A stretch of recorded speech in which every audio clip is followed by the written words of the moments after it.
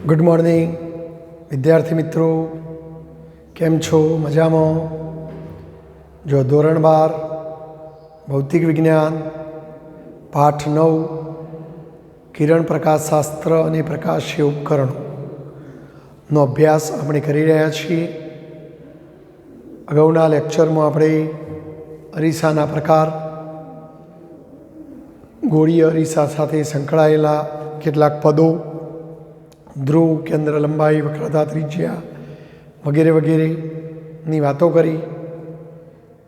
અંતરો માપવા માટે સંજ્ઞા પ્લસ માઇનસ કેવી રીતે લેવી એ પણ આપણે જોયું મિત્રો।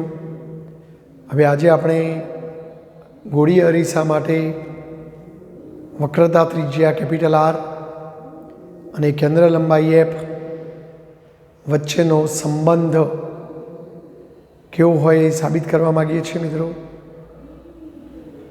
જોઈએ આપણે અંતર્ગોર કે બહિર્ગોર ગમે તે અરીસો લઈને આ સંબંધ સાબિત કરી શકાય। હું બંને અરીસા માટે તમને સમજાવવાનો પ્રયાસ કરીશ। દાખલા તરીકે આપણી પાસે આ એક અંતર્ગોર અરીસો છે મિત્રો।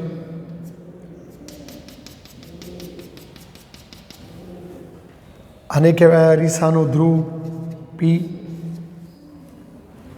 અરીસો જે ગોળાકાર કવચમાંથી કાપીને બનાવેલો હોય એ કવચના કેન્દ્રની વક્રતા કેન્દ્ર સી કહેવાય। ધ્રુવ પી અને વક્રતા કેન્દ્ર સીમાંથી પસાર થતી રેખાની અરીસાની મુખ્ય અક્ષ કહેવાય। તો સીપી એ મુખ્ય અક્ષ છે। જો મિત્રો તમે બહિર્ગોર અરીસો લઈને ચર્ચા કરવા માગતા હો તો દાખલા તરીકે આપણે અહીંયા ચિત્ર બનાવીએ કે ભાઈ આ બહિર્ગોર અરીસો છે, માટે આ અરીસાનો ધ્રુવ પી કહેવાય। પણ જો અરીસાનો વળાંક આ બાજુ છે એટલે વક્રતા કેન્દ્ર સી આ બાજુ ક્યાંક આવશે મિત્રો। આ બંનેમાંથી પસાર થતી રેખાને અરીસાની મુખ્ય અક્ષ કહેવાય। હવે આપણે કેન્દ્ર લંબાઈની વાત કરવી છે તો કેન્દ્ર લંબાઈની વ્યાખ્યા શું? મુખ્ય અક્ષને સમાંતર આપાત થતો કિરણો પરાવર્તન પામીને જે બિંદુએ કેન્દ્રિત થતા હોય, અંતર્ગોર માટે કેન્દ્રિત થતા હોય અને બહિર્ગોર માટે જે બિંદુએથી અપકેન્દ્રિત થતા હોવાનો આભાસ થતો હોય તેને આપણે તે બિંદુને આપણે અરીસાનું મુખ્ય કેન્દ્ર કહેતા હતા અને મુખ્ય કેન્દ્ર અને ધ્રુવ વચ્ચેના અંતરને કેન્દ્ર લંબાઈ કહેતા હતા। એટલે જો વક્રતા ત્રિજ્યા તો અહીંથી આપણને મળી જાય કે આ વક્રતા કેન્દ્ર સી અને ધ્રુવ પી વચ્ચેનું અંતર આ સીપી જે વક્રતા ત્રિજ્યા આર જેટલું હોય। અહીંયા જો બતાવીએ તો આ પી અને આ સી વચ્ચેનું અંતર જે વક્રતા ત્રિજ્યા આર જેટલું હોય, બરાબર। પણ કેન્દ્ર લંબા આપણે આર અને એફ વચ્ચેનો સંબંધ, તો આર તો આપણને મળી ગયો, પણ એફ શોધવો હોય તો મુખ્ય અક્ષને સમાંતર કિરણ લાવવાનું। ધારો કે આપણે અહીંયા મુખ્ય અક્ષને સમાંતર કોઈ આપાત થતું કિરણ લઈએ, જો અહીં લેવું હોય તો આ બાજુ ના આવે કારણ કે અરીસાની પરાવર્તક સપાટી આ બાજુ છે, એટલે અહીંયા કોઈ આવશે કે ભાઈ ચલો મુખ્ય અક્ષને સમાંતર આપાત થતું કિરણ, ધારો કે આ કિરણ અરીસાના બિંદુ એમ ઉપર આપાત થાય છે, બિંદુ એમ ઉપર આપાત થાય છે। જો આ બધું શબ્દોમાં પણ લખીએ તો પ્રશ્નમાં કંઈક લખાણ જેવું લાગે, એટલે આપણે બધું લખવાનું પરીક્ષામાં પ્રશ્ન પૂછાય કે ભાઈ સી અરીસાનું વક્રતા કેન્દ્ર છે, પી અરીસાનો ધ્રુવ છે, સી અને પી સુધીનું અંતર સીપી બરાબર વક્રતા ત્રિજ્યા આર છે। પછી લખવાનું કે મુખ્ય અક્ષને સમાંતર કોઈ કિરણ અરીસાની સપાટી ઉપર એમ બિંદુએ આપાત થાય છે।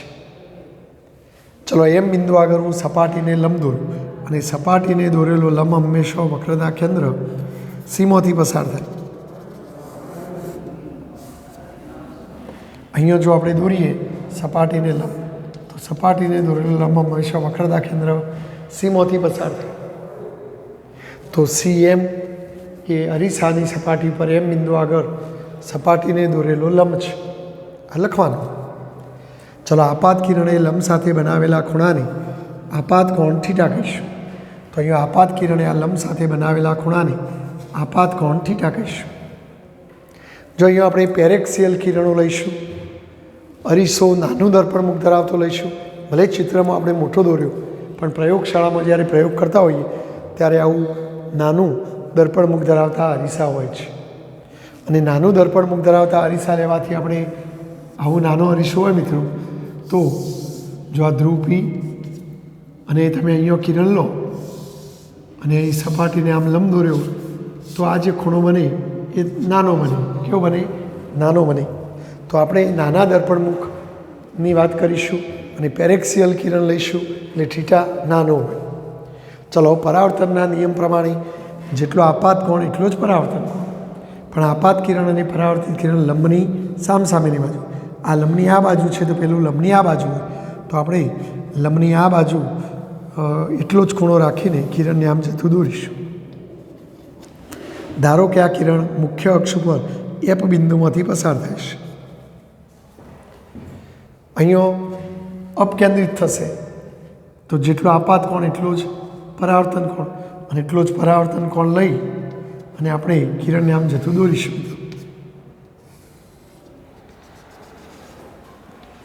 તો જો આ એપ બિંદુમાંથી અપકેન્દ્રિત થતો હોવાનો આભાસ થાય છે. બરાબર. જો મિત્રો આ બે લીટીઓ સમાંતર છે અને બે સમાંતર રેખાઓની છેદિકાથી બનતા અનુકોણો સરખાવો. તો જો આ ખૂણો થીટા હોય તો આ પણ તમે થીટા લઈ શકો. બરાબર. અહીંયા જો અંગ્રેજી અક્ષર ઝેડ એટલે આ ખૂણો કેટલો થાય? થીટા. તમે આમ લ્યો તો આના બે સરખાવો તો આ ખૂણો થીટા થશે. એ રીતે જુઓ, પરાવર્તનના નિયમ પ્રમાણે આ પરાવર્તન કોણ, તો આ થીટા થાય. તો હવે જો તમે આ લ્યો આમ થઈને આમ, તો આમ લેશો તો આ ખોટું થીટા, તો આ ટુ થીટા થાય. એ રીતે અહીંયા આ ટુ થીટા થશે. બોલો, બરાબર છે? એટલે બહિર્ગોળ અરીસો હોય તો એવું કામ કરો. જો હવે મુખ્ય અક્ષને સમાંતર આપાત થતું કિરણ પરાવર્તન પામીને અક્ષ મુખ્ય અક્ષમાં જે બિંદુએથી પસાર થાય એને મુખ્ય કેન્દ્ર કહે, તો આ મુખ્ય કેન્દ્ર બન્યું.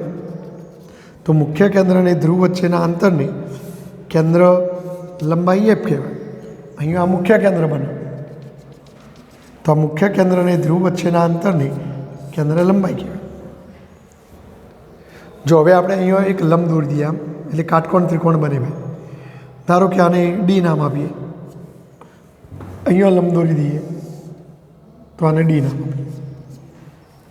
જો નાનું દર્પણમુખ ધરાવતો અરીસો હોય તો ડી અને પી ખૂબ નજીક હોય. તમે જો આવું મોટું દર્પણમુખ ધરાવતો અરીસો લો તો ધારો કે તમે આમ વિચાર્યું હોય મિત્રો, તો આ પી હતું અને અહીંયા તમારું પેલું એમ બિંદુ લો, તો જો તમે આમ દોરો તો આ ડી અને પી વચ્ચે ખાસું અંતર હોય. પણ જો તમે આવડું મોટું દર્પણમુખ લીધું એના બદલે આવડું જ દર્પણમુખ લીધું હોત, તો જો એવડું જ દર્પણમુખ લો તો તમારું કિરણ અહીંયા લાવવું પડે અને કિરણને અહીંયા લાવો તો તમારે આમ દોરવું પડે. તો આ ડી બિંદુ આટલે આવી તો આ ડી અને પી વચ્ચેનું અંતર નાનું થઈ જાય. હજુ તમે નાનું દર્પણમુખ ધરાવતો અરીસો લો. જો નાનું દર્પણમુખ ધરાવતો અરીસો લેશો તો તમારું કિરણ અહીંયા આવે, તો પછી તમે લંબ દોરો તો અહીંયા આવો તો આ ડી બિંદુ છે કે આટલા આવો તો આ પી ડી નજીક થઈ જાય. અને જો તમે મોટું દર્પણમુખ ધરાવતો અરીસો લો તો આ ખૂણો મોટો થાય. આ ખૂણો જો હવે ધીમે ધીમે નાનો થતો જાય અને નાનું દર્પણમુખ ધરાવતો અરીસો લો તો ખૂણો નાનો થતો જાય, એટલે થીટા નાનો થતો જાય. અને આપણે અહીંયા નાનું દર્પણમુખ ધરાવતા અરીસા માટે પેરેક્સિયલ રેજ લઈને વાત કરવાની છે. તો ચાલો, આકૃતિ તો બની ગઈ મિત્રો. આકૃતિ ગોખવાની આપણે રીતે બનાવવાની. તો હવે આ એફ અને આર વચ્ચેનો સંબંધ મેળવવો છે. તો જો હું એક કામ કરું મિત્રો, ત્રિકોણ સી એમ ડી, અથવા જો અહીંયા પહેલાં તો ખૂણો જુઓ એમ સી પી વચ્ચેનો ખૂણો થીટા, તો અહીંયા ખૂણો એમ સી પી બરાબર થીટા થશે. તથા ખૂણો એમ એફ પી, ખૂણો એમ એફ પી બરાબર ટુ થીટા થશે. હવે આપણે ત્રિકોણ સી એમ ડીની વાત કરીએ. જો ત્રિકોણ સી એમ ડીમાં હું ટેન થીટા લઉં મિત્રો, તો CMD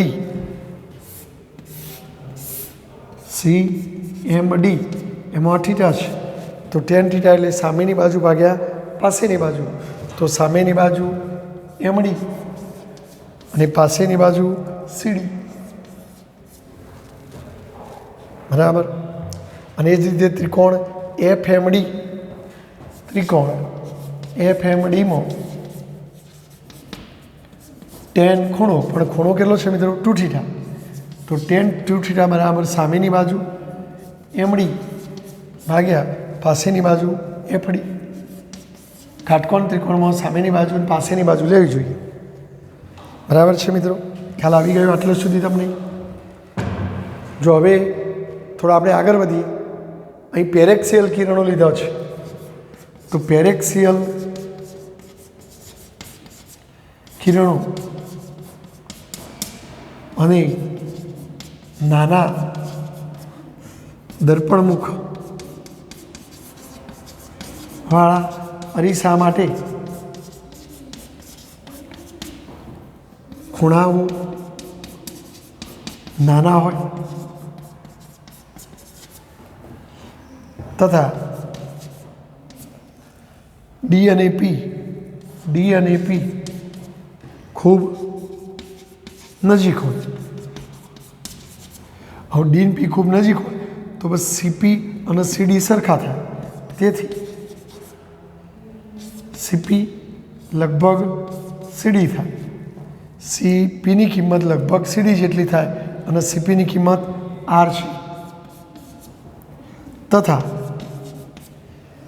FD બરાબર FP લખાય, તથા FD લગભગ FP લખાય અને F અને P વચ્ચેનું અંતર F થાય.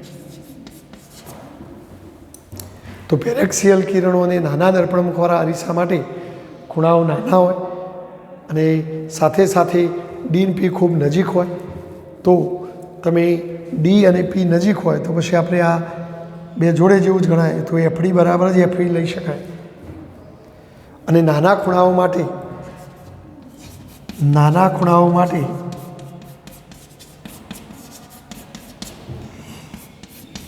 tan થીટા લગભગ થીટા લખાય, તથા tan 2 થીટા લગભગ 2 થીટા થાય. આપણે ગણિતમાં પણ આ પ્રમેય આવે છે કે limit theta tends to 0 tan theta upon theta બરાબર 1. તો નાના ખૂણાઓ માટે tan થીટા બરાબર થીટા લખાય અને tan 2 થીટા બરાબર 2 થીટા લખાય. તો જો આપણે અહીંયા tan થીટા છે તો tan થીટાની જગ્યાએ હું થીટા લખી દઉં, તેથી થીટા બરાબર MD અપોન CD અને અહીંયા 2 થીટા બરાબર શું બનશે? MD upon FD. તો હું tan થીટાની જગ્યાએ થીટા લખી દઉં, tan 2 થીટાની જગ્યાએ 2 થીટા. હવે ચાલો આપણે આ થીટાની કિંમત અહીંયા મૂકી દઈએ, તેથી 2 થીટા બરાબર MD અપોન FD. પણ થીટાની જગ્યાએ શું લખું મિત્રો? MD upon CD. જો બંને બાજુ MD ઉડી જાય તો 2 અપોન CD, તેથી 2 અપોન CD બરાબર 1 અપોન FD, બરાબર છે. પરંતુ CD બરાબર R અને FD બરાબર F, તો આ CDની જગ્યાએ R લખીએ, તેથી 2 અપોન R બરાબર 1 અપોન F.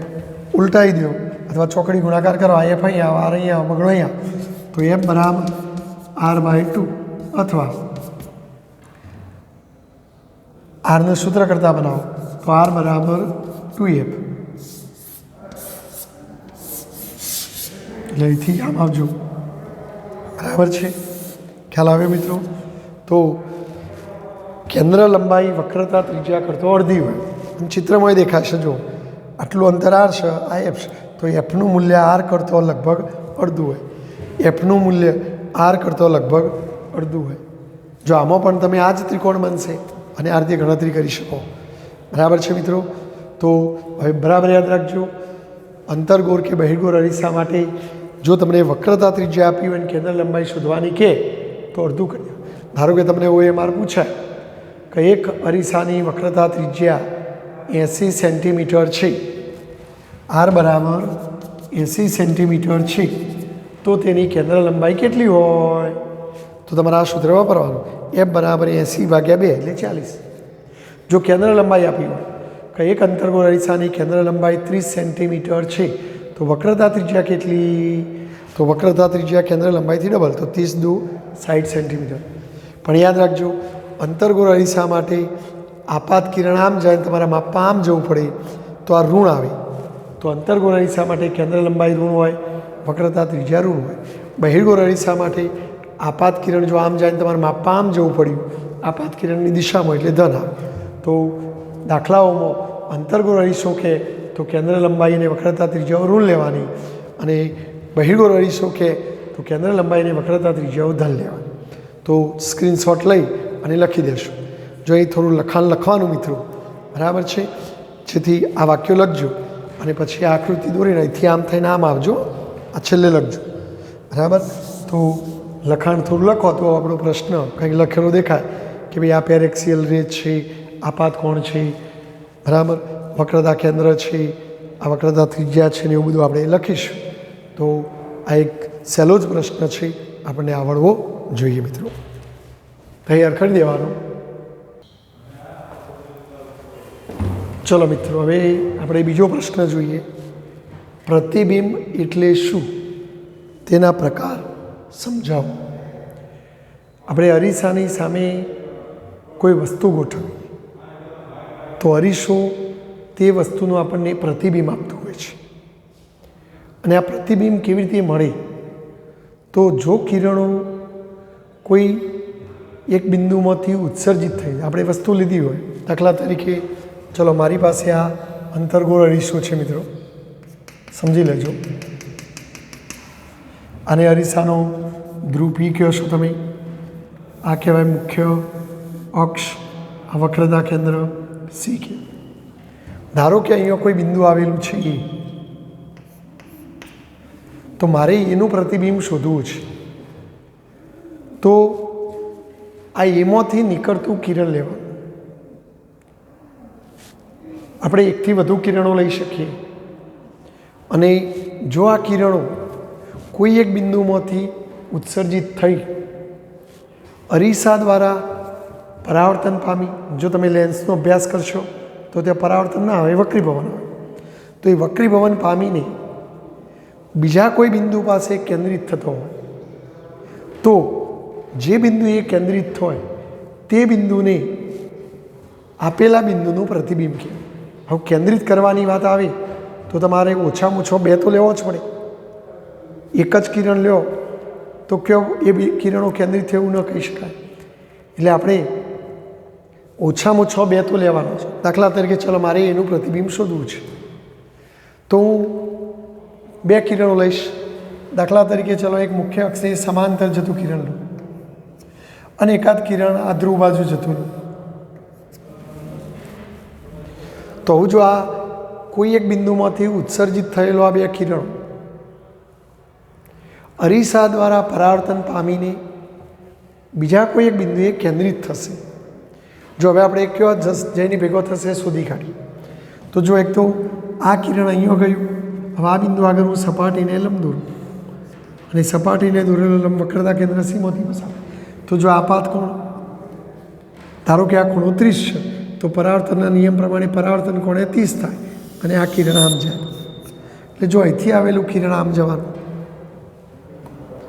ચલો હવે આ કિરણ જુઓ, તો જો આ જગ્યાએ હું સપાટીને લંબ દોરું, અને સપાટીને દોરેલો લંબ ક્યાંથી પસાર થાય મિત્રો? વક્રતા કેન્દ્ર સીમાંથી. તો જો આપાત કોણ કહેવાય, તો જેટલો આપાત કોણ એટલો જ પરાવર્તન કોણ. તો જો આ કિરણ આમ થઈને જવાનું,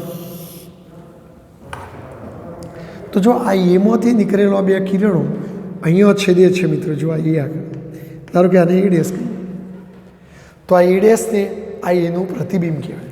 શું કહેવાય? પ્રતિબિંબ. તો પ્રતિબિંબ એટલે શું? તો જો કિરણો કોઈ એક બિંદુમાંથી ઉત્સર્જિત થઈ અરીસા દ્વારા પરાવર્તન પામીને, અને લેન્સ હોય તો વક્રીભવન પામીને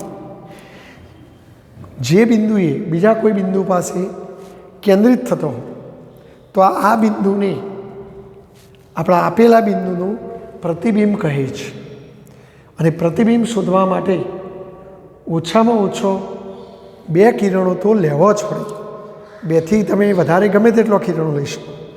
તમે ત્રીજું કોઈ કિરણ લ્યો તો એ અહીંથી જ જવાબ મિત્રો, બરાબર, પણ ઓછામાં ઓછો 2 લેવો જ પડે. હવે પ્રતિબિંબના પ્રકારની વાત કરીએ તો પ્રતિબિંબના 2 પ્રકાર. એક વાસ્તવિક પ્રતિબિંબ, વાસ્તવિક એટલે સાચું, રિયલ, અને બીજું આભાસી પ્રતિબિંબ. આભાસી એટલે કાલ્પનિક, ખોટું ખોટું. તો જો આ વાસ્તવિક પ્રતિબિંબ કોને કહેવાય?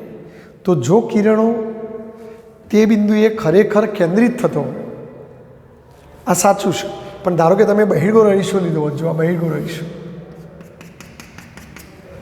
અને અહીંયા તમે વસ્તુ બતાવ્યું હોત, ધારો કે આ વસ્તુ એ છે, તો મારે એનું પ્રતિબિંબ શોધવું છે.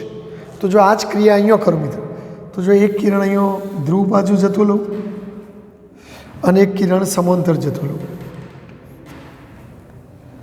તો જો હવે આ અરીસા માટે મિત્રો વક્રતા કેન્દ્ર સી અહીંયા આવવાનું. તો જો હવે અહીંથી જે કિરણ અહીંયા આવ્યું તો આ આપાત થયું. અહીં ચલો સપાટીને શું દોરો? લંબ, જે સીમાંથી પસાર થાય. તો જેટલો આપાત કોણ એટલો જ પરાવર્તન કોણ. તો આ બાજુ પરાવર્તન કોણ, તો તમારું કિરણ આમ જવાનું મિત્રો. જો અપરાવર્તિત કિરણ આમ જશે તો આર્ય કિરણ અહીંથી આવીને આમ ગયું. ચલો પહેલાં કિરણની વાત કરીએ તો ચલો આ જગ્યાએ હું સપાટીને લંબ દોરું અને વક્રતા કેન્દ્ર સીમાંથી પસાર થાય. તો જો અહીંયા આપાત કોણ કહેવાય? લંબ સાથે બનતો કોણ. તો પરાવર્તનના નિયમ પ્રમાણે જેટલો આપાત કોણ એટલો જ પરાવર્તન, પણ પરાવર્તિત કિરણ લંબની પેલી બાજુ હોય, અહીંયા હોય. તો જો આ કિરણ આમ જવાનું, તો અહીંથી નીકળેલો આ 2 કિરણો એક આમ ગયું, એક આમ ગયું. તો જો હવે આ તો તમે ગમે તેટલો આગળ જવા દેશો તો કદી ભેગો જ નહીં થાય. તો મારે ભેગો કરવો છે તો પછી હું પાછળ લંબાવું છું, આને આમ લંબાવું, આને આમ લંબાવું. અને જો અહીંયા જાણે કે અહીંથી અપકેન્દ્રિત થતો હોવાનો આભાસ થયો, એટલે આ કિરણો ખોટી જગ્યાએ આપણે કેન્દ્રિત કર્યો. વાસ્તવમાં દૂર જતો હતો પણ તો એ આપણે જોરેથી કેન્દ્રિત કર્યો. જ્યારે અહીંયા ખરેખર કેન્દ્રિત થયો, જો અહીંયા થઈને ખરેખર ભેગો થયો, જ્યારે અહીં તો ભેગો નથી થતો તો એ જોરેથી ભેગો કર્યો. તો જો કિરણો તે બિંદુએ ખરેખર કેન્દ્રિત થતો હોય તો એવા પ્રતિબિંબને વાસ્તવિક પ્રતિબિંબ કહેવાય. અને જો કિરણો ખરેખર કેન્દ્રિત ના થતો હોય, દૂર દૂર જતો હોય, પણ પાછળ લંબાવીને તમે કોઈ બિંદુએ કેન્દ્રિત કરો તો આને આ એનું પ્રતિબિંબ કહેવાય, એ ડેશ. પણ આ આભાસી પ્રતિબિંબ કહેવાય. કેવું કહેવાય? આભાસી. અથવા કોઈ એક બિંદુથી અપકેન્દ્રિત થતો હોવાનો આભાસ થઈ રહ્યો છે, માટે આને આભાસી પ્રતિબિંબ. તો પ્રતિબિંબના 2 પ્રકાર, વાસ્તવિક, વાસ્તવિક એટલે સાચું, ખરેખર કિરણો પરાવર્તન પામીને ભેગો થતો હોય, જ્યારે એ ખરેખર કિરણો પરાવર્તન પામીને ભેગો નથી થતો અને તો એ તમે જાણે કે એથી જો એવું ભેગો કર્યો અહીંયા જોરેથી, તો આભાસી પ્રતિબિંબ કહેવાય. તો પ્રતિબિંબના 2 પ્રકાર, વાસ્તવિક પ્રતિબિંબ અને આભાસી.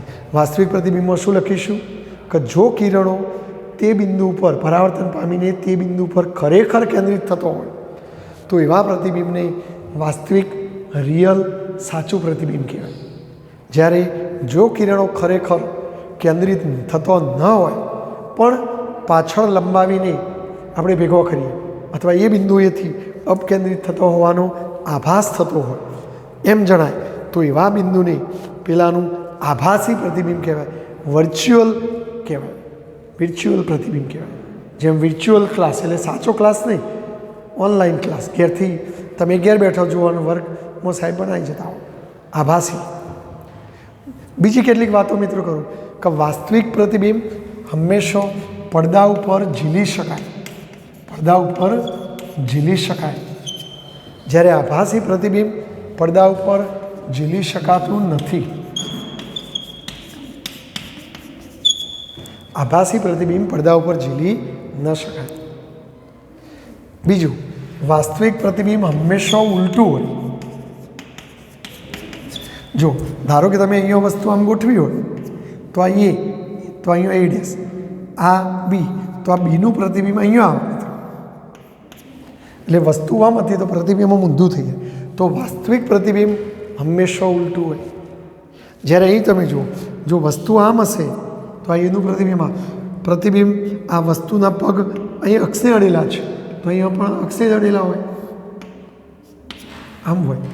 તો આ ઊભું, માથું ઉપર, પગ નીચે, અહીં માથું ઉપર, અહીં માથું નીચે જતું રહ્યું.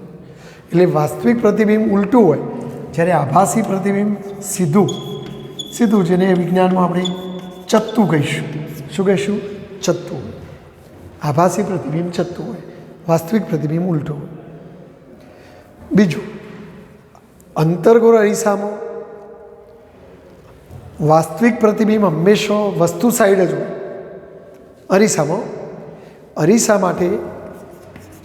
અરીસા માટે વાસ્તવિક પ્રતિબિંબ વસ્તુ બાજુએ એ મળે. એટલે વસ્તુ અરીસાની આગળ છે તો પ્રતિબિંબ અરીસાની આગળ આવે. જ્યારે આભાસી પ્રતિબિંબ અરીસા માટે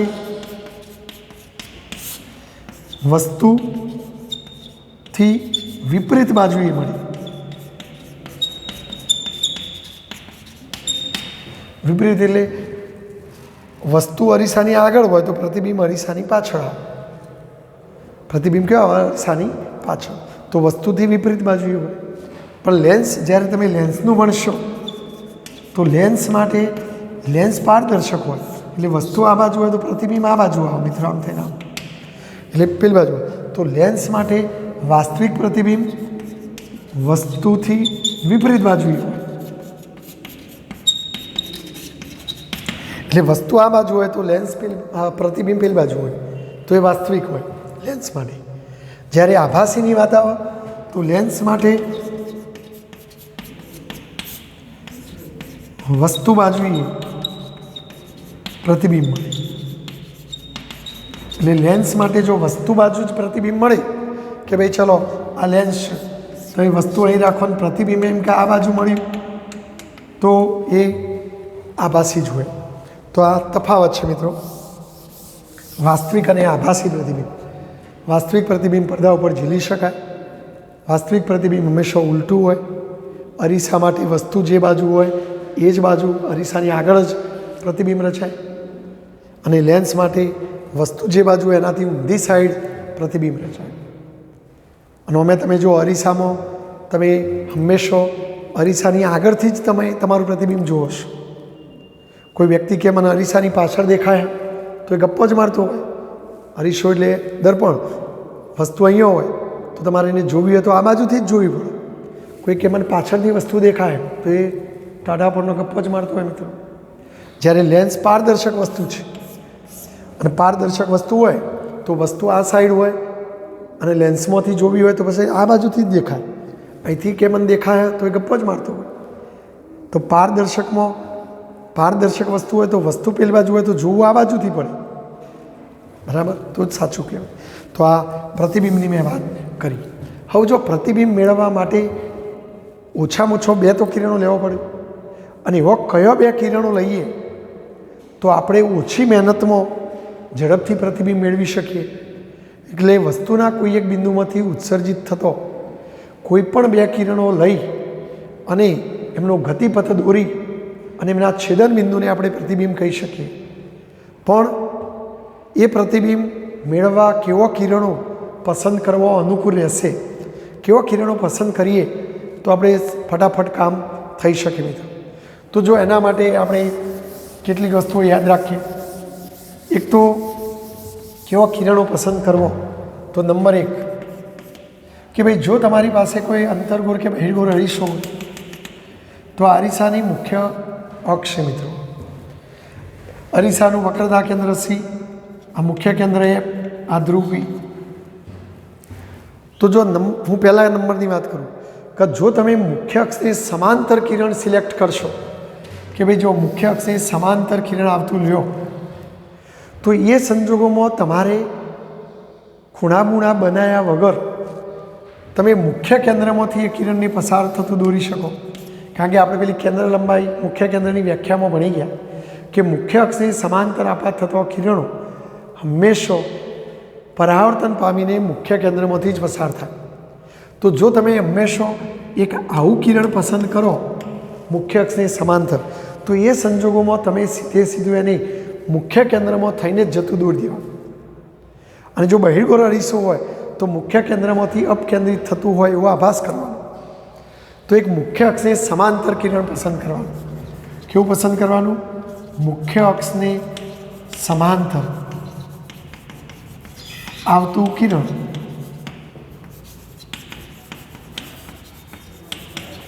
પરાવર્તન પામી હંમેશા મુખ્ય કેન્દ્રમાંથી જ પસાર થાય. એટલે જો તમે આવું મુખ્ય અક્ષની સમાંતર આવતું કિરણ લ્યો તો તમારે સીધું એને મુખ્ય કેન્દ્રમાં થઈને મોકલી દેવા. ચાલો ઓકે.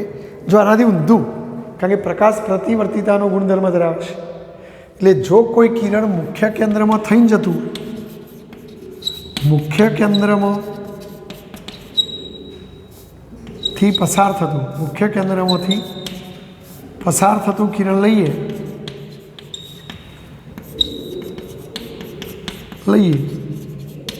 તો તે પરાવર્તન પામી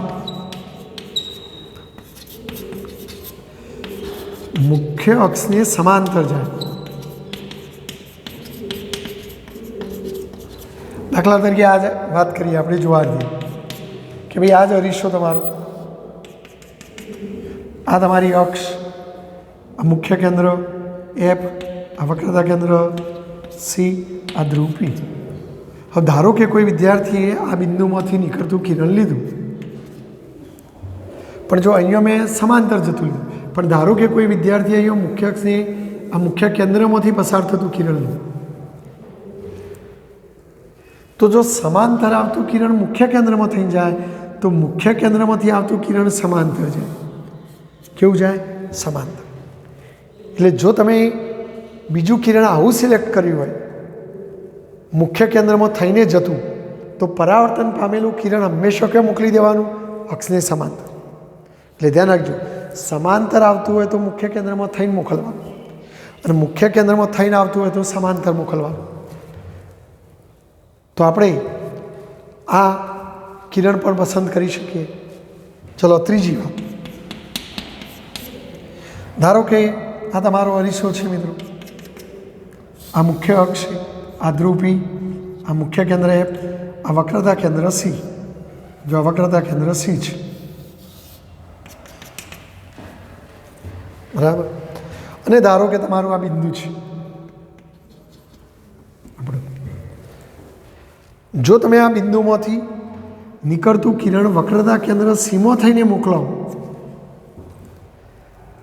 તો જો એ કિરણ ગતિ કરતું અહીંયા આપાત થશે.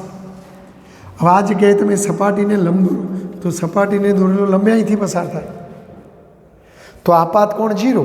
કારણ કે તમે જુઓ અહીં લંબ દોર્યો હોય, અહીંથી કિરણ આવતું હોય તો આપાત કોણ કંઈક હોય, પણ અહીંથી આવતું હોય તો આપાત કોણ નાનું થાય, અહીંથી આવતું હોય તો આપાત કોણ નાનું, અને જો આમ જ સીધું આવતું હોય તો આપાત કોણ 0 થઈ જાય.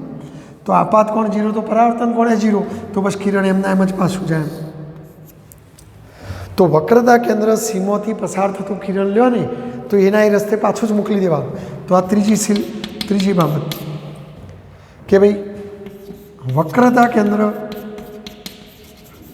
સીમાથી પસાર થતું કિરણ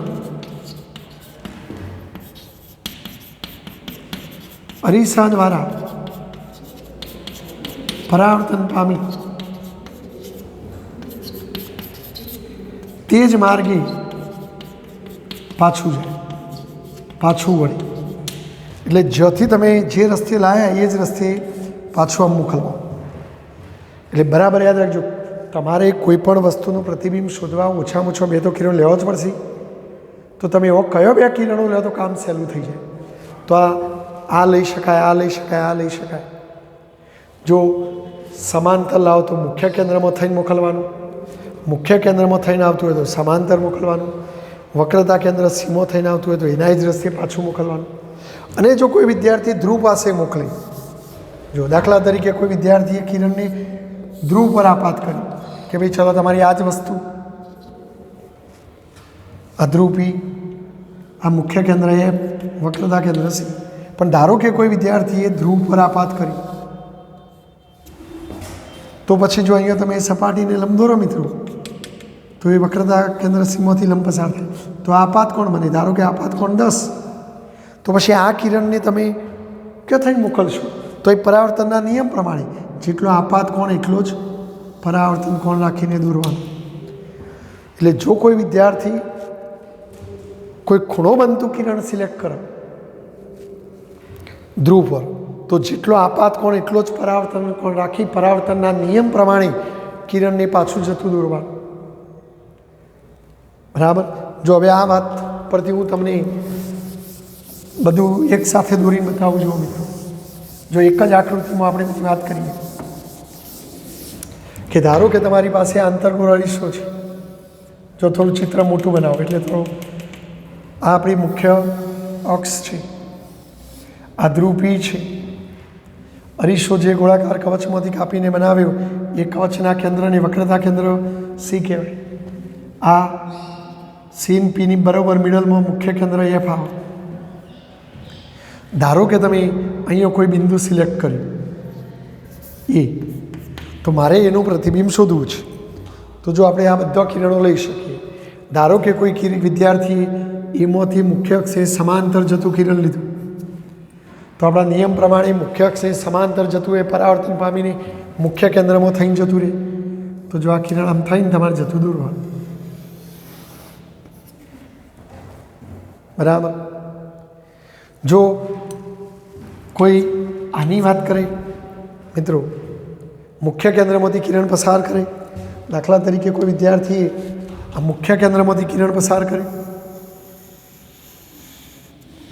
તો પછી એ કિરણ ક્યાં થઈને જાય મિત્રો? તો એ કિરણ મુખ્ય અક્ષને સમાંતર જવાનું. તો જો મુખ્ય કેન્દ્રમાંથી જતું હોય મુખ્ય અક્ષને સમાંતર જશે આમ. બરાબર? આ ધ્યાન રાખજો મિત્રો.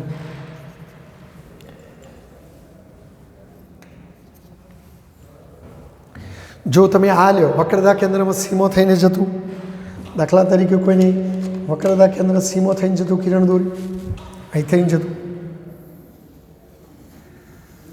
તો એના એ જ રસ્તા પાછું જાય.